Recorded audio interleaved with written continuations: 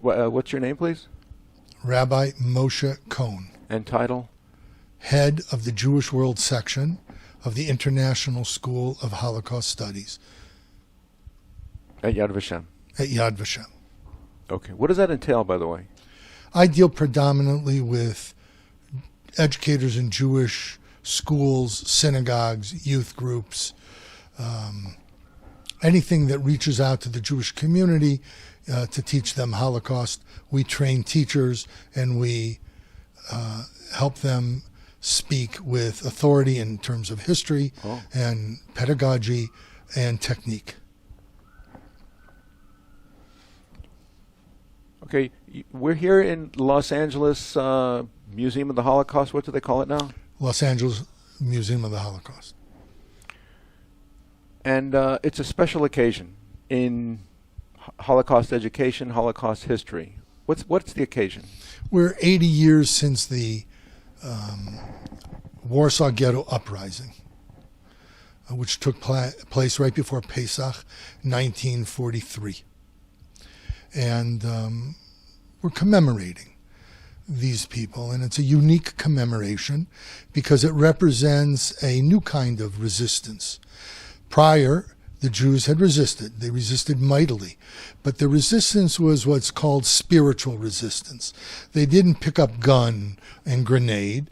They fought back by not allowing themselves and the community to become dehumanized, which was the ultimate goal of the Nazis. So by standing up to the Nazis against dehumanization, they stood up and they were resisting. But came the Warsaw Ghetto Uprising. There was an awareness within the ghetto that all was lost. There was not going to be survivors. The Nazis had no interest in allowing the people who lived in the ghetto to survive. And it was only a matter of time before they killed anybody. And therefore the young people, predominantly young people, youth group members, people who were idealistic and who felt that the world could be a better place, decided that they weren't going to take it sitting down. And they were prepared to risk their lives in order to make the statement that Jews are people too, and that the same thing that all people love, Jews love, and that we deserve the right to live. And they were willing to risk their lives for it. Sometimes you don't know what you're willing to live for until you know what you're willing to die for. So they rebelled. And while the rebellion ultimately was not successful, it became the standard, if you will, for the Jewish people, especially since the founding of the State of Israel, where we have an army who protects us, who reminds the world that the Jewish people have a limit too. When you say that it wasn't successful, what were the circumstances of this uprising? What conditions were the Jewish people in, and what were they subjected to in the future? The background was that there was 450,000 Jews living in an area that was built for less than 10,000. It was unbearable in every way. And the Nazis began to deport the Jews until they deported approximately 300,000 people in what's come to be known as the Great Deportation. The Jews were bereft. They had been starved. They'd been beaten. Their families had been decimated. They were left with little or no dignity. People died on the streets. They had no resources at their disposal.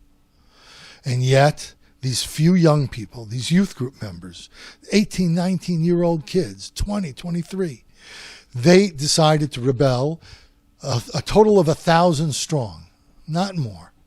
They rebelled against what was then the mightiest army in the world. And they survived for 29 days. When you say rebelled, what kind of resistance did they put up? So it started with a bullet. They shot a gun. They had very few guns. But they shot a gun, and a German soldier fell, and they ran out. The other soldiers with the German soldier ran away because they weren't used to Jewish resistance. They went and they gathered together his rifle. And that's how it was. You killed a German, you gathered their defenses. Otherwise, they would have very little guns, rifles, no machine guns. And they slowly had a very minuscule amount of defense, guns, etc. But they had great bravery, and they realized that they had to be strategic in their attacks. And with things like Molotov cocktails and with pistols, they fought against the greatest army in the world, tanks and bazookas and machine guns. Mm-hmm. And for how long did they stave them off? About 29 days, which was longer than the entire Polish army staved off the German army in September of 1939. Did they prevent the Germans from entering the ghetto, essentially? No. They fought street to street, building to building. Uh-huh. Ultimately, the Germans razed the ghetto with fire. And even the underground, the people hiding underground couldn't stay there any longer. Was there essentially collective punishment for this? There was always collective punishment, yes. Uh-huh. The Germans the Nazis weren't terribly concerned that only the guilty be punished, right? If one Jew did something, every Jew suffered. They suffered even if no one did anything.